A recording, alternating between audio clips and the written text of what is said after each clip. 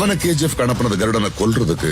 ஆனா அவன் போனது கேஜிஎஃப் ஆள்றதுக்கு. அதுக்கு முதல்ல கருடனை கொல்லணும், காட்ஸ் கிட்ட இருந்து தப்பிக்கணும், எல்லாத்த விட முக்கியமா ஜனங்களை தன் பக்கம் இழுக்கும்.